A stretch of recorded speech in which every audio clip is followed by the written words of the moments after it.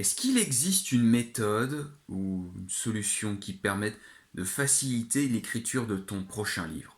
Salut à toi, c'est Tonton Pascal et aujourd'hui, je fais suite à la vidéo que j'ai publiée hier sur le- l'aventure d'écrire son bouquin. Hier, je t'ai partagé le fait que pourquoi c'est important d'écrire ton bouquin et puis surtout en quoi c'est cool, mais que putain c'est chiant, franchement putain c'est chiant.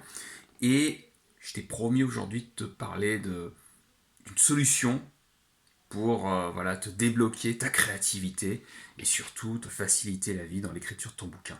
Mais d'abord, je dois t'expliquer une chose. Il faut que je t'explique la raison pour laquelle, pourquoi c'est chiant l'écriture de ton bouquin et pourquoi tu as du mal, pourquoi tu souffres du syndrome de la page blanche.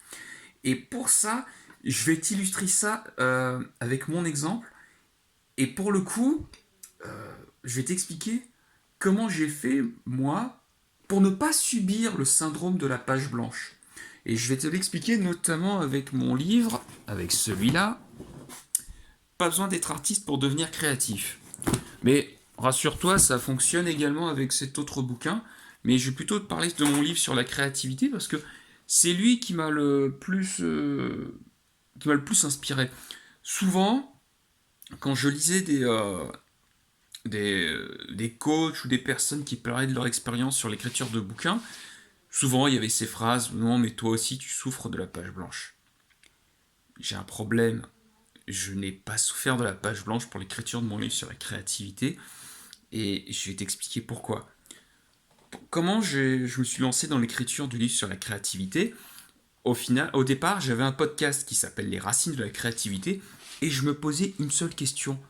Euh, la plupart des gens disent que je suis créatif, mais moi je comprends pas en quoi je suis créatif, donc c'est quoi la créativité? Et je me suis lancé dans cette aventure en me disant, ok, mais c'est quoi la créativité? Et donc, je suis allé interviewer des gens et j'ai commencé à faire des recherches. Et j'ai lu plein de bouquins sur le sujet. Et donc, chaque fois que je lisais un bouquin ou que j'écoutais une interview, je prenais des notes. Et des notes, j'en ai accumulé. Sur un fichier Word, j'ai accumulé plus de 80 pages de notes Word. Et ce qui se passe, c'est que quand tu as 80 pages de notes, tu peux pas souffrir de la page blanche. Pourquoi? Parce que contrairement à d'autres personnes, moi je pouvais pas souffrir de la page blanche parce que c'est pas que je manquais d'idées. J'avais trop d'idées. Et donc, j'avais le problème inverse de me dire putain, mais je sais pas quoi raconter. J'étais plutôt dans le problème qui était oh putain, j'ai trop d'idées, je fais comment? Et donc, je n'étais plus sur un problème de pauvre, à savoir putain, je sais pas quoi écrire. J'avais un problème de riche. Et à choisir, il vaut mieux gérer des problèmes de riches que des problèmes de pauvres. Donc pour le coup, vu que j'étais en abondance d'idées, que j'avais un capital de notes et d'idées, c'était beaucoup plus simple pour moi de me dire, ok, on va commencer à écrire. Et donc derrière, j'ai développé une méthode pour pouvoir gérer et organiser l'écriture de mon bouquin. Et donc, comme je te l'ai promis hier, voici la méthode que j'ai utilisée pour me faciliter la vie, pour écrire mon livre. Et donc, la première chose que tu vas faire, et c'est peut-être la première chose à faire, c'est de mettre en place ta piscine à idées. La piscine à idées, c'est quoi? C'est ce que je t'ai dit avec les, comment je vais dire ça? Les idées, les notes, tu vois. Je n'ai plus mes mots, tu vois. C'est pour te dire maintenant, je n'ai même plus les mots. Euh, la piscine à idées, c'est tu ouvres un fichier Word et tu notes en fait toutes les idées et tu les accumules.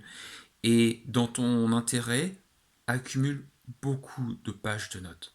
Minimum une vingtaine de pages.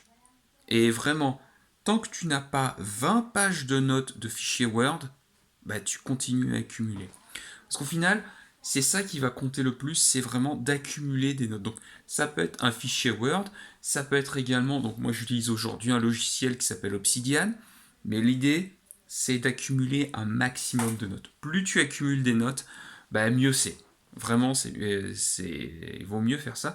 C'est d'ailleurs un conseil qui vaut aussi bien pour l'écriture d'un bouquin que l'écriture d'une page de vente. Donc voilà, tu peux faire exactement la même chose. Ensuite, t'as toutes tes notes, va falloir les trier. Comment on trie ces notes? Eh ben, moi j'ai un principe, c'est la méthode des paquets de bonbons.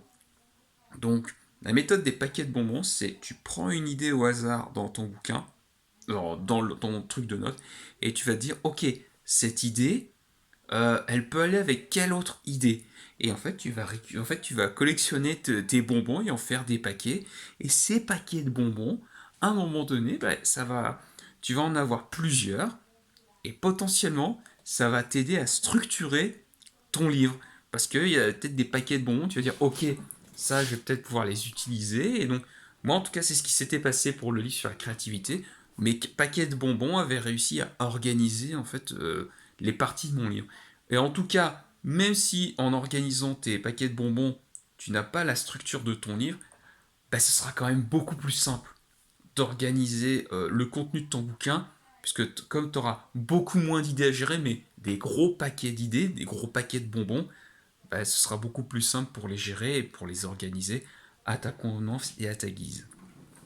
Ensuite, la chose qui va te permettre de te faciliter la vie, ça va être de créer une structure de chapitres. C'est-à-dire qu'un chapitre, chaque chapitre de ton bouquin, notamment quand c'est un livre de non-fiction, bon après pour des livres de fiction, tu peux te débrouiller, ça peut être beaucoup plus libre, mais pour des livres de non-fiction, c'est-à-dire comme ce livre-là, un chapitre, choisis une trame, un modèle de chapitre, et tu vas le répéter bah, pour l'ensemble des chapitres. Et là déjà, ça va te faciliter la vie. Et après, tu sais ce qu'il reste à faire? Bah, c'est de jouer au Lego. Donc tu vas jouer au Lego et tu vas placer tes idées. Poum, poum, poum, poum, poum. Et ensuite, dès que tes idées sont placées, eh bien, il faut faire un truc très con, bah, c'est de commencer à rédiger et à connecter les points. Et parfois, tu vas te percevoir qu'il n'y a pas grand-chose à faire, les idées s'enchaînent, puis pour d'autres, bah, ça va mettre un peu plus de temps. Et donc ton job, au final, l'écriture de ton bouquin ne va pas être bah, d'inventer un livre d'un coup, mais va être seulement de relier les points. Donc parfois, ça va être juste des histoires de formulation, de dire ok, ben, il faut que je formule ça pour que ce soit compréhensible. Ou parfois, il va y avoir de plus gros passages à combler, et ben, ça va prendre un peu plus de temps, mais comme c'est calé, en fait, ben, ça passe. Donc, si je refais le point, piscine à idées, paquet de bonbons, ensuite, eh ben, la même trame de ton bouquin, une seule trame, rédigée. Voilà, rédigée. Et je crois que j'ai oublié un truc. Donc, piscine à idées, paquet de bonbons. Et j'ai peut-être oublié un truc, mais voilà. Mais en tout cas, c'est les trucs les plus importants. Allez, allez, la dernière chose, c'est le dernier petit conseil, c'est dès que tu as fini l'écriture de ton bouquin, ça prendra le temps que ça prend, mais c'est pas grave. Tu t'accordes une pause et avant de relire ton bouquin, tu ne touches plus à ton livre pendant une semaine à 15 jours. Pourquoi? C'est en fait pour changer en fait ton identité. Pendant plusieurs jours, plusieurs semaines, voire plusieurs mois, tu as été dans l'identité de l'auteur. Là, au moment de la relecture, tu as envie de changer d'identité et donc il faut que tu passes à une autre énergie. Pour cela, ça demande minimum une semaine, très souvent 15 jours. Et donc voilà. Et donc là, si tu veux le lancer, là maintenant, si tu veux commencer, bah, tu ouvres un fichier Word ou l'outil que tu utilises et là tu commences à poser tes premières idées. Voilà, tout simple.